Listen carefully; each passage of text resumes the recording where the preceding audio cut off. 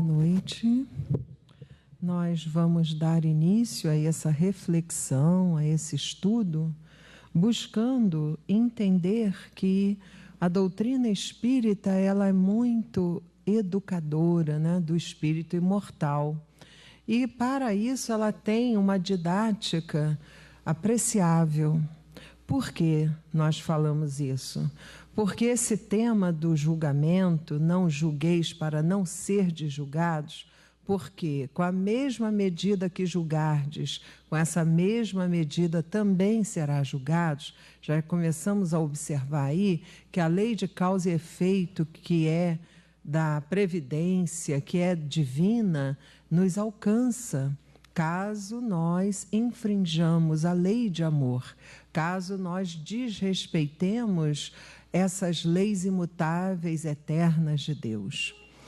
E esse tema, esse subtema, na verdade, porque o tema central do capítulo 10 do Evangelho, segundo o Espiritismo, é bem-aventurados os misericordiosos. Então, esse tema já começa com a misericórdia.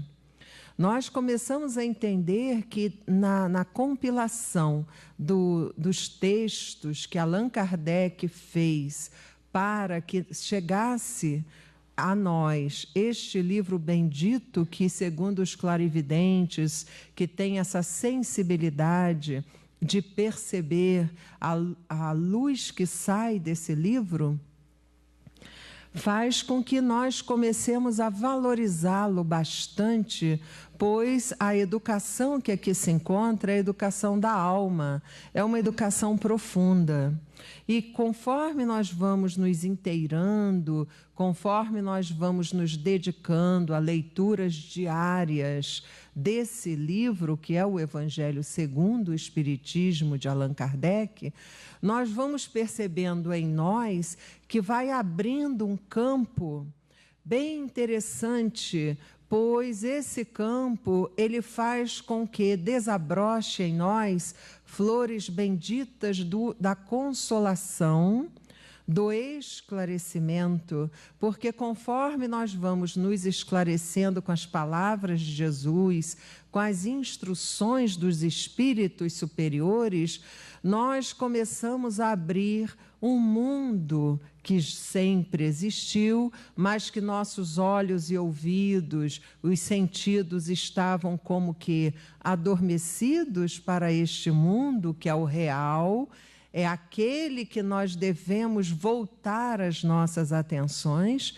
Então, este mundo, esse universo magnífico, divino, dos espíritos amigos que sempre nos convidam a caminharmos para frente, para o alto, que nós não fiquemos olhando para trás. Não que o passado não seja importante, ele é importante como aprendizado, mas nós não devemos nos deter no passado.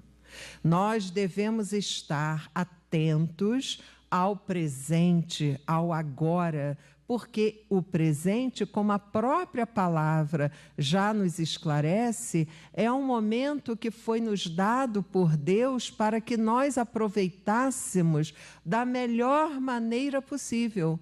Quando nós ganhamos um presente, o que a criança, o jovem, nós de qualquer idade fazemos?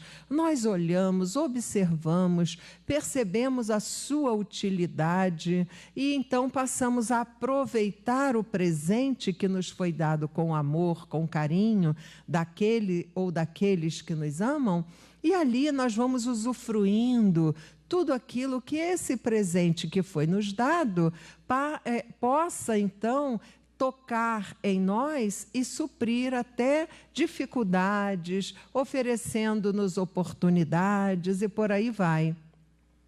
Eu sempre lembro de uma entrevista que era uma entrevista de um irmão psiquiatra e ele, já um senhor idoso, mais lúcido, equilibrado, conhecedor mesmo da ciência, e ele, se não me engano, pelo que eu entendi, pela percepção, ele também é espírita, porque ele falava com aquele tom, aquela graça que o Espiritismo dá quando nós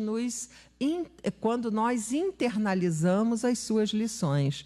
E ele disse que ele tinha um filho, que agora já é um senhor também, né, casado, com a sua família e tal.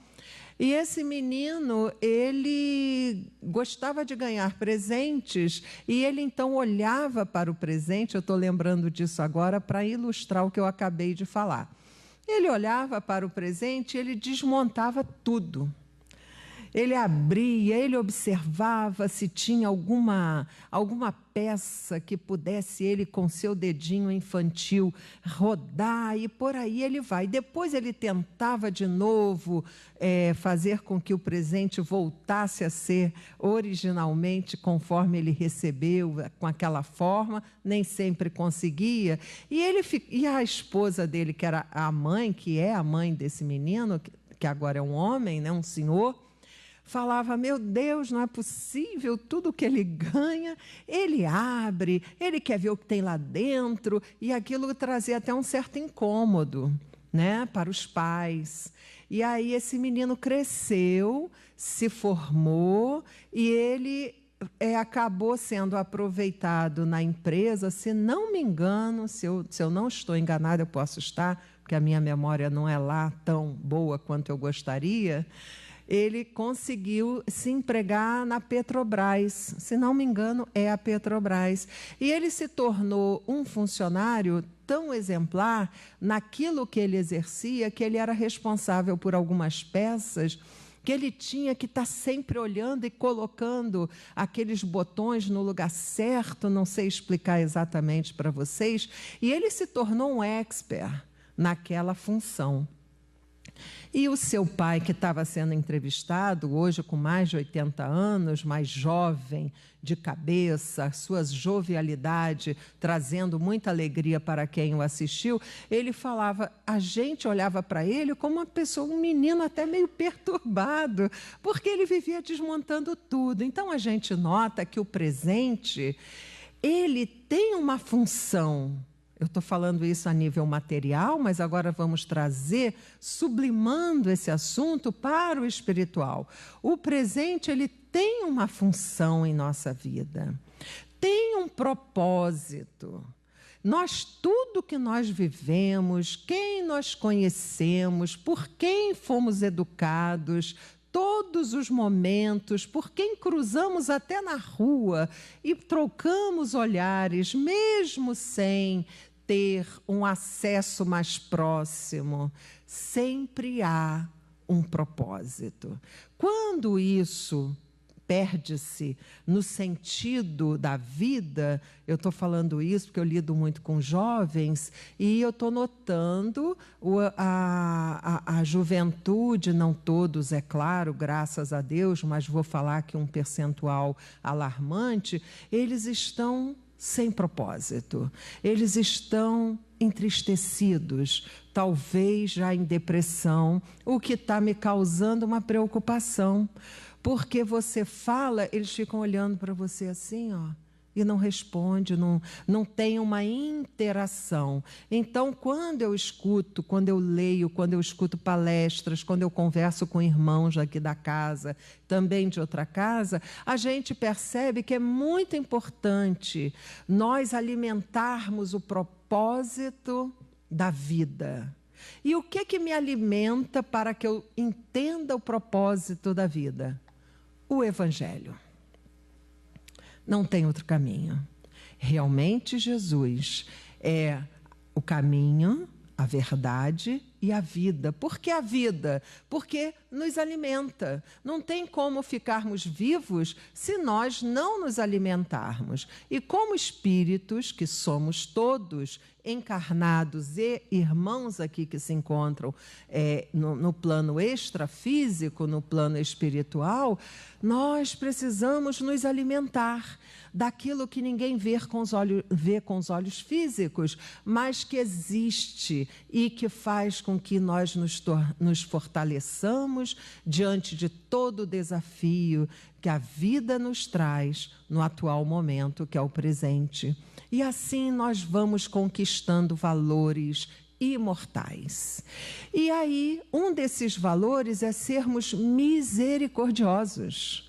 É nós entendermos que todo humano, todo ser com quem nós convivemos, seja ele um malfeitor, um benfeitor, seja ele quem for, ele nunca perde a qualidade de ser humano, a não ser que ele passe para um grau, nível espiritual superior, mas estamos falando a nível humanidade.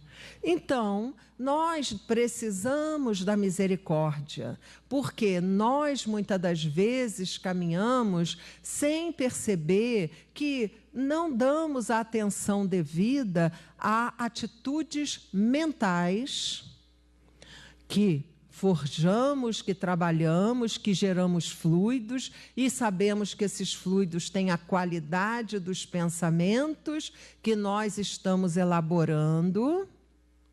Atitudes verbais, muitas das vezes estamos ainda um pouco confusos em relação a palavras e não filtramos aquilo que vamos falar para aquele ou aqueles que nos cercam, estejamos onde estivermos, na casa espírita, no lar, no nosso campo profissional, na rua, no momento que estamos lidando com o irmão da padaria, de qualquer ambiente, temos que ter atitudes verbais. Porque o ato de verbalizar o pensamento precisa ser muito bem dosado.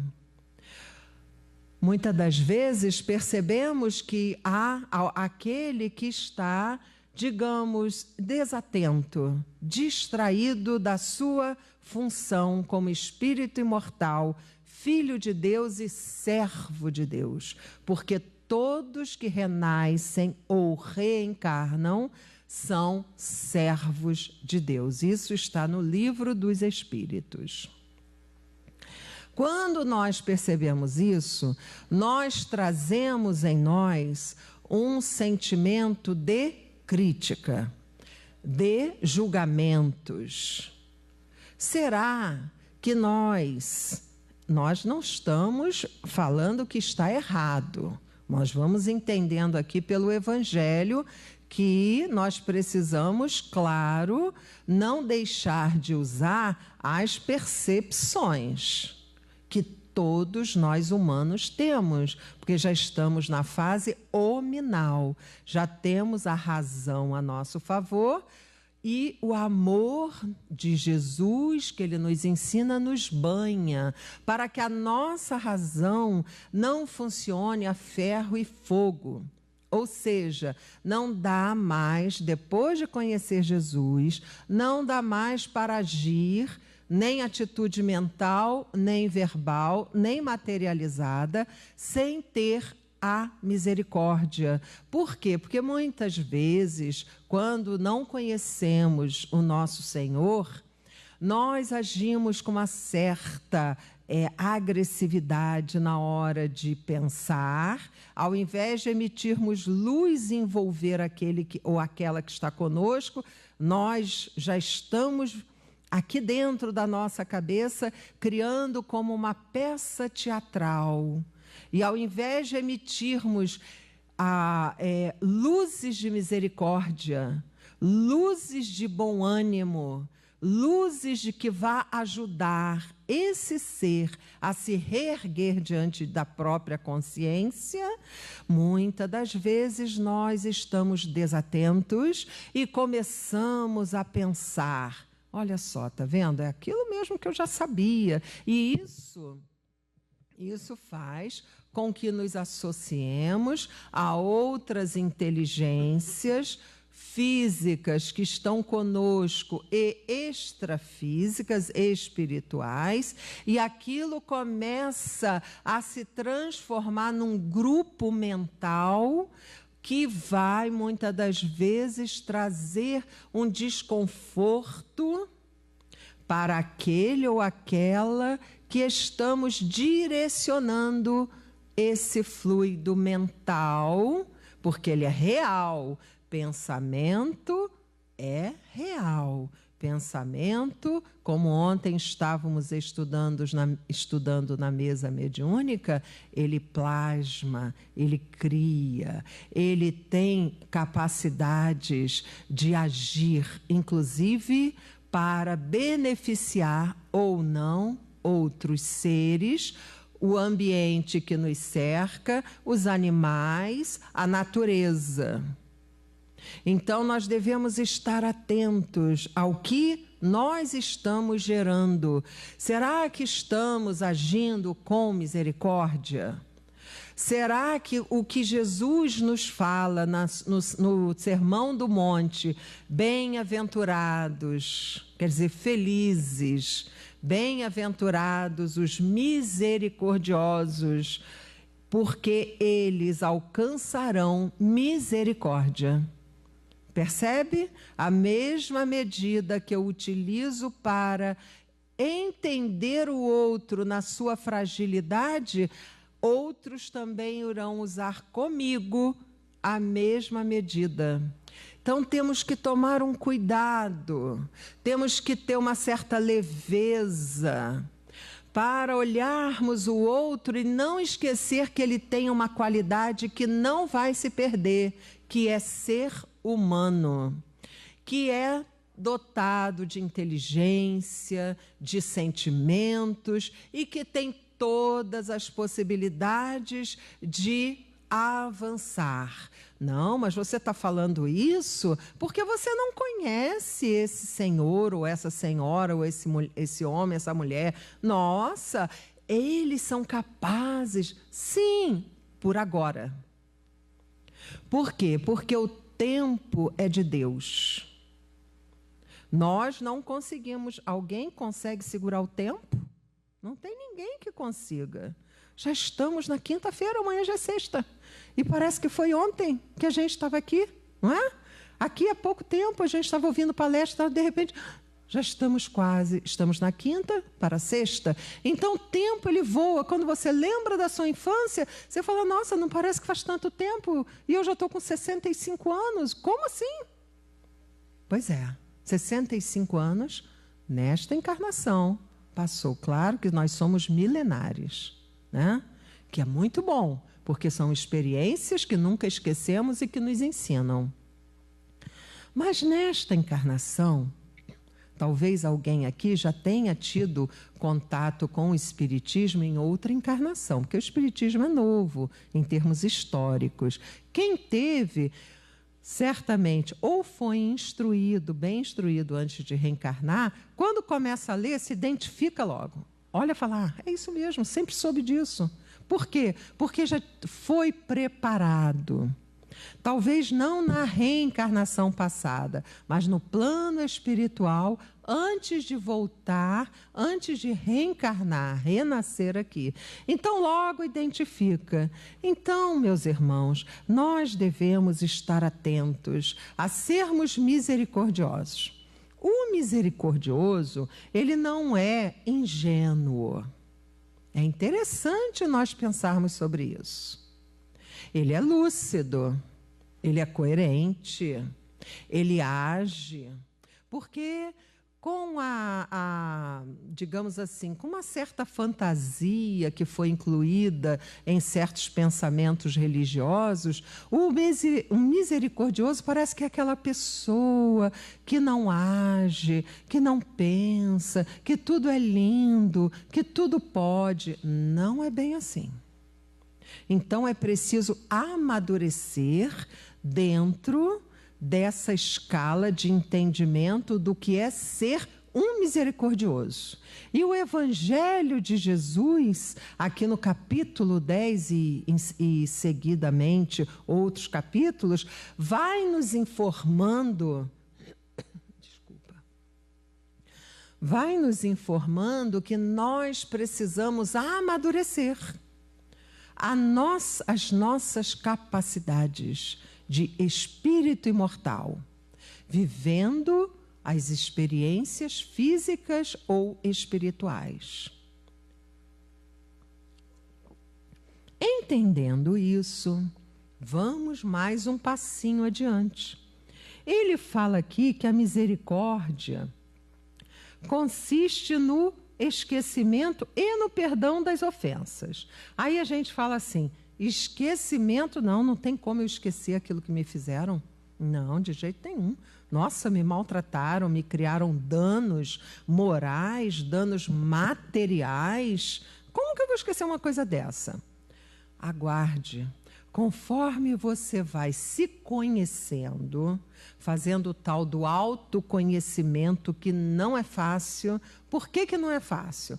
Porque nós temos uma condição que é filha do orgulho de encobrir todas as nossas dificuldades e fraquezas. A gente vê no outro a dificuldade, mas a gente não consegue ainda perceber em si que também, talvez, se tivesse naquela condição, talvez agisse igual, talvez um pouco melhor, ou talvez um pouco pior que aquele a quem condenamos. Então, nós começamos a entender que segundo Emmanuel, benfeitor do Francisco Cândido Xavier, o grande médium do mundo da nossa humanidade, se nós lembrássemos do que fizemos, nós iríamos andar com a cabeça baixa, entristecidos, não teríamos forças para vencer o grande remorso que sentiríamos, a vergonha. Então Deus, na sua infinita misericórdia por nós, deu o véu do esquecimento, porque assim nós abrimos uma outra página da nossa história da vida, que é eterna a partir do momento que fomos criados. Aí passou a ser eterna, ou seja, infinita. Nós recebemos uma outra folha que não tem nada escrito, mas deixa que nós temos aí um passado, temos tendências, temos uma série de questões a resolver, outras já conquistamos e por aí vai. Então, nós precisamos buscar compreender a misericórdia, porque o esquecimento que ele aqui fala ele é próprio de almas elevadas. Nós ainda não somos elevados. A gente precisa se encarar. Nós ainda não alcançamos a elevação.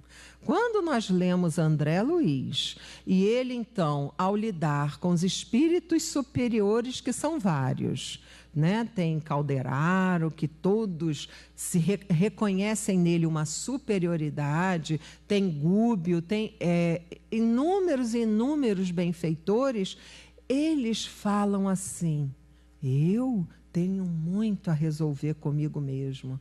Aí a gente pensa, se eles falam isso, que já estão naquela condição de organizar equipes para ir a regiões onde o sofrimento é atroz, e eles ali comandando, sendo eles também instruídos por mentes ainda superiores às deles, mas eles numa condição muito superior à nossa, falam isso, a gente começa a entender que nós precisamos ter um pouco mais de verdade para conosco mesmo, não é nem humildade, porque humildade a gente ainda está um pouquinho longe também. Somos muito orgulhosos ainda, vaidosos, é muito ainda.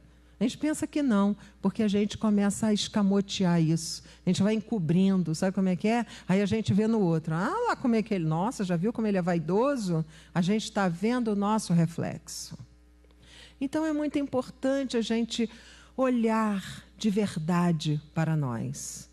Porque se não for assim, nós iremos adiar ainda mais essa questão de começarmos a diagnosticar em nós esses pontos ainda sombrios, porque a gente tapa, a gente fala, não quero ver isso agora não. É inconsciente. A gente tem que olhar e falar, nossa, olha só, eu tenho que resolver isso. Nossa, aquela pessoa falou aquilo para mim, na hora, eu emiti um dardo fluídico para ela, porque eu achei que ela estava sendo injusta comigo. Aí você, meu Deus, o que eu fiz? Ainda bem que a gente já reconhece isso. Já é um passo, né? Mas bem-aventurados aqueles que são misericordiosos, porque alcançarão a misericórdia. Porque a lei de causa e efeito, todos nós estamos inseridos. Não tem como fingir não saber disso mais, a partir do momento que já estejamos sabendo.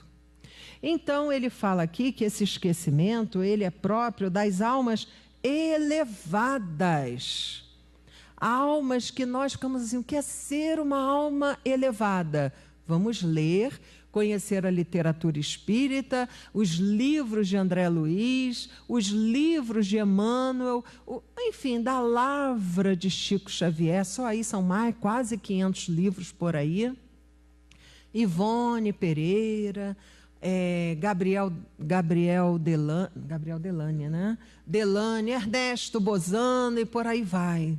Os grandes, e tem outros também atualizados, também do momento contemporâneo, do atual momento, também vale a pena lermos. Aí a gente vai falar, nossa, meu Deus, que beleza, que coisa linda isso. Nossa, eu preciso trabalhar em mim. E esse trabalho, ele é particular. Não tem plateia.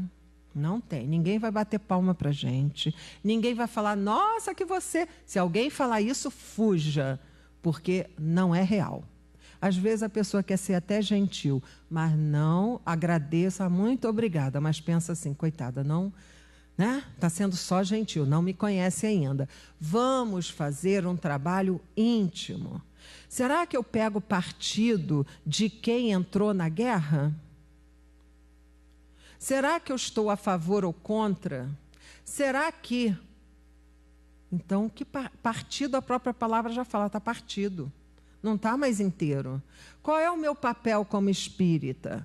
Ter misericórdia dos sofredores. Daqueles estejam eles num determinado país, no outro determinado país, esteja ele num segmento religioso diferente do nosso, esteja ele, enfim. O nosso papel é colaborar. Isso não é ingenuidade, isso é conhecimento. O conhecimento espírita nos chama para que nós abracemos a ideia da misericórdia e oremos por todos, não importa a etnia, não importa a religião, por todos, que nós possamos rogar aos bons amigos espirituais para que eles, com seu poder de amor, de paz, possam derramar esses fluidos a fim de sensibilizar aqueles que estão completamente envolvidos, às vezes até com boas intenções, porque tem gente que faz coisas que depois a gente vai conversar e falar, nossa, por que você fez aquilo? Não, porque eu queria resolver aquela questão. Aí você fala, às vezes a intenção não é ruim, às vezes é até nobre, mas nós temos que buscar, nós espíritas, temos que buscar colocar o algodão da anestesia do mal, buscarmos fazer com que a nossa humanidade não dê um passo a mais para a guerra, porque bem-aventurados os misericordiosos. Temos que ajudar. Somos poucos, o que importa? Porque Deus é infinito, Deus é o Todo-Poderoso, é a suprema sabedoria. O que Ele faz com o fluidozinho que eu emito, que você emite, que ele, que ela, e que outros desencarnados emitem, a gente não sabe. Ele pode multiplicar tudo isso, não é? Então, não percamos a esperança e vamos ser misericordiosos. E aí, continua falando aqui, que esses que são elevados, as almas elevadas, estão fora do alcance do mal que se lhes queira fazer. Recochetei. Eu lembro do coelho Bing, Bing, Bing. Alguém aqui é da época do coelho Bing, Bing, Bing? O coelho Bing, Bing, Bing, na década de 70, né? Eu já tinha uns 10 anos, a gente assistia. E ele era muito esperto, né? A coisa ricocheteava, né? O mal não conseguia chegar até ele. É isso que ele está falando aqui. Quando a gente abraça o bem, não é que a gente deixe de sofrer. Sofrer é uma coisa, a gente sofre o efeito, a dor. A gente sofre, é claro, nós somos humanos, mas a gente não deixa aquilo criar raiz em nós. Então, opa, já saiu. Por quê? Porque nós não estamos alimentando, porque o nosso alimento é outro. O nosso alimento... Meu Deus, hoje eu estou... O nosso alimento é o Evangelho de Jesus, que nos ensina a agirmos mental, verbal e manualmente. Devemos tomar essas ferramentas luminosas que o Pai deu para nós e cuidarmos do campo do Espírito. Nós somos como um campo, vamos deixar florir. Ah, mas você pode desencarnar. E daí? Eu vou continuar viva? Ah, mas você desencarnou. Tudo bem. Vamos trabalhar para aquele a quem devemos reverência, que é Jesus, o Cristo de Deus. Devemos nos fortalecer nessa ideia. A ideia é algo que ninguém mata. Pode matar o corpo. Tá bom, matou o corpo. Mas a ideia, o sentimento nobre, continua a fluir, a trabalhar, a se associar a outras mentes. E aquilo vai num crescente, envolvendo o ambiente. Se todos orassem. Eu ouvi isso agora há pouco, eu acho que é Dona Isabel Salomão, se não me engano. Ela falou que se todos orassem, todos que têm o conhecimento, não importa se é espírita, qualquer um que tenha religiosidade, não é religião, religião é rótulo, religiosidade é o sentimento de ligação com a divindade, orasse, não teria guerra em nosso planeta. Por quê? Porque o bem, ele é muito forte. Vocês vejam que beleza, a doutora Tatiana Sampaio, polilamina, né? Tem polilaminina, obrigada. Polilaminina que tem a figura da cruz. Meu Deus, por que será isso? Ah, é por acaso. Ah, mas o acaso é bem inteligente, hein? E está curando várias pessoas que não andavam. E várias outras descobertas que não vêm à tona. Plásticos que são biodegradáveis, criados, se não me engano, não sei se é pelos chineses ou indianos, são orientais, porque é feito da substância do bambu. Ninguém fala sobre isso. Ele se desfaz ao contato com a água e com isso deixa de matar tantos golfinhos que se alimentam das algas. Tem tanta coisa boa acontecendo.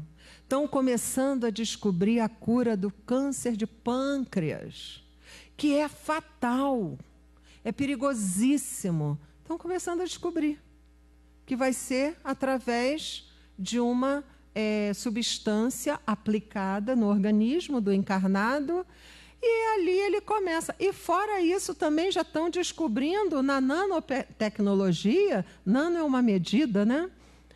Descobrindo como se fossem robôs microscópicos que penetram e vão destruindo as células cancerosas. Ninguém fala disso. Não, mas a guerra merece o nosso respeito, a nossa consideração. Já passamos por algumas, não é? Guerras locais, guerras mundiais, todos nós aqui, encarnados e desencarnados, conhecemos bem os seus efeitos. mas vamos fazer a nossa parte, todos nós, católicos, espíritas, protestantes, budistas, todos nós. Não vamos nos iludir, porque o mal não tem origem em Deus.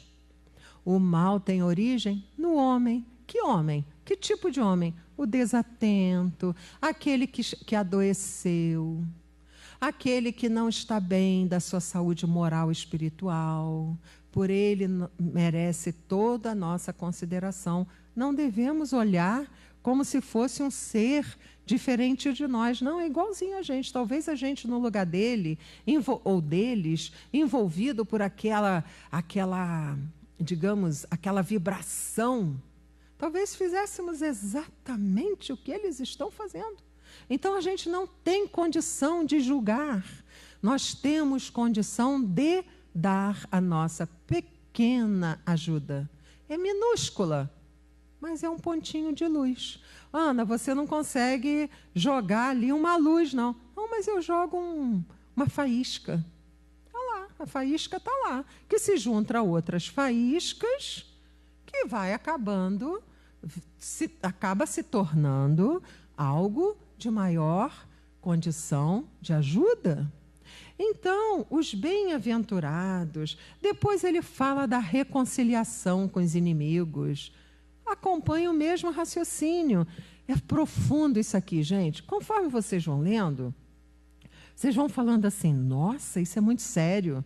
Reconciliação com aquele que me magoou. Mas será que é só ele que precisa? Nós também precisamos dos antigos inimigos que criamos no passado, que magoamos, que maltratamos. Eles também precisam nos perdoar. Então a coisa é uma via de mão dupla. E aí nós vamos aqui entendendo que é preciso que nós possamos olhar para o outro, seja de que forma ele se apresentar. Ah, mas tem espíritos? Tem.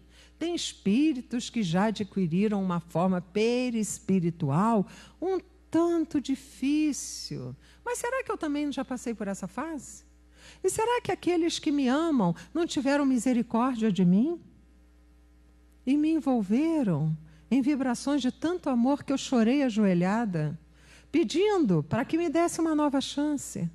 Será que as orações de mães, de pais, de amigos e de amigas não tocaram, não sensibilizaram a minha alma? E em dado momento, naquela região em que eu me encontrava, eu falei, Deus, reconheço a sua soberana luz, a sua soberana paisagem de amor.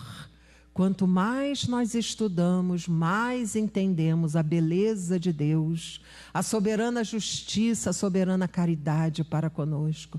No momento que nós internalizamos isso, naquele desespero em que certamente eu já vivi, eu gritei, Deus, Pai, me ajude. Aí a minha vibração melhorou. E aí aqueles que estavam tentando me ajudar, eu passei a percebê-los. Estou aqui tirando a ideia de André Luiz, me colocando na berlinda, porque certamente isso já aconteceu comigo. Não é? Com todos nós. Hoje estamos aqui, mas onde nós estávamos há alguns séculos ou milênios atrás, ou talvez menos tempo? Precisamos encarar os fatos. Não tem como mais negarmos isso. Então, ele continua falando do argueiro e a trave no olho. Muitas das vezes nós temos um argueiro. O argueiro, que é uma peça grande, que nos impede uma visão mais límpida, uma visão mais clara, a gente faz com que a gente vê a coisa, o outro, isso é lógico, é simbólico, é uma metáfora. Mas pensemos, eu vou conseguir enxergar o outro como meu irmão? Se eu não perceber que eu tenho um argueiro a retirar do meu olho? Não, porque o próprio argueiro está me impedindo de ver. Isso é simbólico. Eu estou com a minha visão nublada. Eu vou ver o meu vizinho, as falhas dele, as dificuldades dele. E eu não. Eu por quê? Porque o argueiro está me impedindo de ter essa visão mais ampla. Então é preciso também nós lermos o argueiro e a trave do nosso olho. Eu estava lendo uma... Peraí, deixa eu ver se eu lembro aqui. Não lembro, não. Eu estava lendo uma mensagem de um espírita que escreveu para o Consolador, e ele estava falando, ele estava justamente tentando traduzir essa mensagem de Jesus, que está no item 11, 12, 13, que é: não julgueis para não ser julgados, aquele que estiver sem pecado atire a primeira pedra e tal. Ele estava falando que todos nós temos um conjunto em nós de percepções, todos nós. Ele, pelo que eu li dele, ele é uma pessoa que tem um conhecimento acadêmico, espírita, bem melhor do que eu, por exemplo. Tá? Então, eu comecei a ler e tentar entendê-lo. E ele estava falando que isso se chama subjetividade. A subjetividade é um conjunto que todos nós temos. Faz com que nós tenhamos um olhar para a vida de tudo que nos acontece, com quem encontramos, para a natureza, para tudo. É como se fosse um traço que caracteriza o ser humano. E isso aí é um conjunto de percepções, de experiências únicas, porque aquilo que eu vivi você não viveu, porque eu senti de uma forma, você poderia ter vivido a mesma experiência e sentido de outra. É que nem uma peça artística. Você vai a uma exposição artística, aí você olha um quadro. Aí você olha e você tem uma série de percepções em torno daquelas pinceladas ou daquela escultura, seja lá qual for a arte. Então, você tem determinadas, vamos colocar assim, relações com aquilo que você está observando. Mas isso é único. Outro que está do meu lado, que pode ser um familiar, um amigo, uma amiga, seja lá quem for, está tendo outras. As suas percepções não são iguais às minhas. Quando a gente vai conversar após a saída dessa exposição artística, se formos dialogar, o que você achou? Aí a pessoa vai começar a falar: nossa, aquilo ali me trouxe uma angústia que eu não sei explicar. Por que isso? Por que aquilo? Aí isso é um exemplo que eu estou dando. Então eu olho e falo: não, comigo aconteceu exatamente ao contrário. Quando eu olhei, eu senti uma alegria, me deu uma vontade até de entrar naquele quadro, porque eu vi quase notas musicais ali. Então é a mesma experiência, mas de que forma eu me relaciono com essa experiência. Então, muitos de nós passamos por experiências muito semelhantes. O quadro, quem olha de fora, é o mesmo, mas nós adquirimos percepções únicas. Se nós formos, depois da palestra, perguntar a cada um como que foi, o que você percebeu, cada um vai ter uma resposta. O que é muito bom. Isso é ótimo, porque um complementa o outro. Isso é maravilhoso, porque faz com que nós nos vejamos como irmãos. Que beleza, você conseguiu entender isso? Eu já entendi de uma outra maneira. Eu já lembrei de um livro que eu li. E aí vai, a coisa é maravilhosa. Então, ele fala que esse conjunto, eles formam uma visão muito particular de cada indivíduo, que dá-se o nome de subjetividade. Aí, às vezes, a gente fala assim: essa sua visão é muito subjetiva. Quer dizer, é particular. Isso que quer dizer, né? Então, ele continuou falando que isso depende também das vivências que a pessoa tem e também da cultura do país que ela mora, da cidade que ela mora. A gente mora num país imenso, imenso. Se a gente sair de Friburgo e for para outra cidade, tanto ela pode ser grande ou menor que Friburgo, maior ou menor, não importa. Se você for conversar, Você fala assim, é humano tanto quanto eu. Que coisa linda, é meu irmão ou minha irmã. Mas ela é moldada nessa encarnação, porque nós somos reencarnacionistas, isso já é um ponto entre nós que a gente já sabe. Então, nessa encarnação, ela está tendo experiências ali, já moldada por tudo o que a envolveu na infância, com seus pais, na casa em que viveu, se foi dentro da cidade, foi numa fazenda, se foi num sítio, seja lá onde for. Então, tudo isso vai cultuando, sendo cultuado por ela. Isso faz dela um ser também único. Se for perguntar ao pai e à mãe, já tem uma outra percepção. Isso é fantástico. Isso é algo que nos faz olhar a vida com um olho de, digamos, de curiosidade sadia, quase investigativo. O nosso olhar, ele quase passa a ser investigativo no bom sentido, não querendo saber da vida do outro, não, mas para pensar, meu Deus, que beleza, que coisa interessante, não é? Então, nós passamos a perceber que existem várias verdades. Cada um tem a sua verdade, que é diferente, às vezes, de um para o outro, na mesma família, pela mesma criação. E essa verdade, ela passa a ser também a medida daquela pessoa. A minha verdade, minha medida. Aí, quando eu estava lendo, aliás, esse senhor, eu estava pensando, interessante, né? Porque quando nós julgamos alguém, eu julgo pela minha medida. Por aquilo que eu vivi, por aquilo que eu passei, por aquilo que eu senti, por tudo isso. O outro já vai julgar com a sua medida. Então, Jesus fala para a gente assim, não, vamos dar um salto a mais. Vamos sair... Ainda bem que foi para lá, né? Depois a gente limpa. Vamos sair um pouco dessa questão tão material, que é boa, que é importante, e vamos nos espiritualizar. Esse é o pulo que nós precisamos dar. Vamos nos espiritualizar. Eu vivi tudo isso, mas eu sou espírito. Já devo ter vivido tanta coisa. Já devo ter pensado, falado, estruturado tanta coisa. Como ele, como ela, como ele, como ele, como ela. Todos nós aqui. Mas só tem uma verdade. Eu tenho a minha verdade, a minha medida. Mas ela já começa a tomar um outro rumo quando eu passo a entender que eu devo seguir a verdade, que é Jesus, pois Ele é o caminho, Ele é o alimento para todos nós. É o caminho, a verdade e a vida, porque Ele me dá vida. Então eu começo a modificar as minhas percepções e começo a entender que o outro também tem a sua história, tem seus traumas.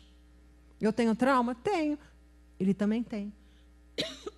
Maiores ou menores, não sou eu que julgo, não sou eu que sei, não estou na pele dele. Então, isso já começa a fazer com que o meu olhar passe a ter uma nova lente, uma lente mais ampliada, uma lente que alcança, talvez, um pouco mais do que antes. Isso se chama também amor. Isso também se chama respeito. A palavra amor tem tanta coisa dentro dela que às vezes a gente vai separando. Respeito, amor. Respeito está dentro do amor. Caridade está dentro do amor. Amizade está dentro do amor. Cura está dentro do amor.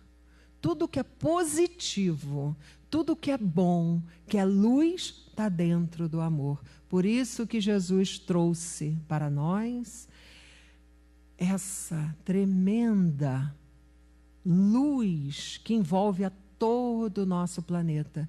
Ele foi o marco da humanidade. É o homem que eu digo homem histórico, né? Mais estudado. Sabiam? Eu também não sabia, soube agora. É o homem mais estudado, é Jesus. Porque tentam entendê-lo.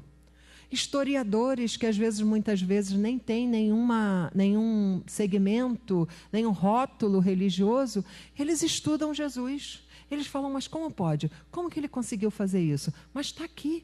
E eles estão fazendo agora um trabalho magnífico, talvez os senhores aqui já saibam, da Bíblia. Eles vão lá atrás, vão nos profetas, vão vendo, vão analisando, e eles estão chegando à conclusão, por que eles fizeram isso? Né? Houve uma razão. Porque eles desconfiavam que Jesus foi uma criação da humanidade, que de fato não aconteceu, ele não foi verdadeiro. Aí os historiadores, que são baseados somente na ciência, eles estão falando assim, não, está provado aqui, ó, porque isso aqui se liga com isso, porque é um livro muito antigo. E eles conseguem, através da ciência, provar que é fato. Jesus, de fato, existiu. De fato, ele vivenciou tudo aquilo e nos passou todas essas máximas. Então, meus irmãos, o não julgueis para que não sejais julgados tem muito a ver com a responsabilidade que devemos adotar em nossa conduta de sermos mais amorosos, mais sérios também, não sisudos, de sermos mais empáticos, mas não pegar a dor do outro para você e levar para você, que senão você passa mal. Também tem que saber essas questões. Eu sei que os sensitivos, os médiums, sofrem muito porque eles absorvem aquilo e melhoram na reunião mediúnica. Porque aquele que estava sofrendo foi acolhido, deixam suas impressões no corpo físico, e aí a espiritualidade amorosa, gentil, derrama os fluidos que dissipa aqueles fluidos que o irmão sofrido deixou. Quanta beleza, quanta lindeza. Mas Allan Kardec, ele é muito sábio, né? Allan Kardec é um homem, é um espírito, é aquele que ele tem essa coisa do cientista, de querer perceber certas vírgulas que foram colocadas, mas que ele não entendeu, que deu um sentido interessante ao texto, mas que ele quer ouvir dos superiores. Então ele fala o seguinte, que deixa eu ver aqui se eu acho, né? Porque já virei algumas páginas aqui. Ele fala, deixa eu ver se eu consigo retratar, né, o que eu li. Ele fala que nós realmente devemos ter indulgência para com todos que a gente pode imaginar, todos, até aqueles. Mas ele fala também que nós devemos não deixar de perceber o mal. É interessante isso, né? Porque senão a gente pensa, eu sou misericordiano, não vejo, eu não quero, eu não quero. Não é bem assim. A gente tem que ser lúcido. Ele fala que nós devemos percebê-lo, que está ali, é uma desordem, criando uma desorganização no campo dos fluidos que permeiam o nosso organismo, desde o físico ao perispírito. E devemos reprimir o mal, sim. Aí eu, como é? Que história é essa, né? Aí você, quando vai ler, você fala assim, Allan Kardec falando isso, ele fala, com misericórdia. Não é para expor, não é para fazer propaganda. Devemos chamar aquele que nós estamos observando num descontrole moral, espiritual, emocional, que está tudo interligado. Chamar, orar, conversar com fraternidade, no intuito de ajudar, falando como irmãos que somos. Porque nós somos irmãos, não adianta. É o mesmo Pai. Deus criou a mim, criou ao irmão que está lá em outro país, criou a você, criou o outro que está lá, onde estiver, até em outro planeta. Todos somos filhos de Deus. E o ET é nosso irmão também. O alienígena é também nosso irmão. Todos somos irmãos. A diferença é a escola planetária. Que isso aí fica para outro momento a gente conversar. Mas quando a gente fala isso, a gente faz assim, ai, que bom, né? Que bom Somos todos irmãos. Aí você começa, é claro, com atenção, com responsabilidade, nunca também ficando sem ter uma certa, digamos assim, limitação, porque nós ainda somos muito limitados. Então, não dando o passo, como a mamãe falava, o passo maior que a perna. Não, vai ali naquele teu limite, mas sempre entendendo, nós somos irmãos. Então, quando nós olhamos uma situação então que está causando por alguém ou um grupo, nós devemos sim reprimir o mal, buscar a quem tem juízo para organizar aquela situação. E aí nós vamos colaborar, não maltratar, não querer o mal para aquele, porque aquele hoje está numa desordem, numa desorganização que provavelmente, ou melhor, com certeza, eu também tive. Eu estou falando de mim, porque a gente tem que se colocar na posição de se ver, né? Ah, mas ele está fazendo... Ah, com certeza eu já fiz isso também, senão não estava inserida aqui no contexto. Por que a gente está vivendo tanta coisa difícil? Ah, gente, se a gente for procurar lá atrás, antigamente tinha o túnel do tempo, né? Eu estou lá no passado. O cara entrava no túnel do tempo e aparecia lá em outro momento. Seria interessante se a gente pudesse, só que a gente pode fazer isso com a mente, né? A gente vai lá atrás, a gente fala, olha eu lá, ó, eu lá, fazendo aquilo que eu falo que não é para fazer. Estou eu lá, que coisa feia. Ana Maria, por favor, né?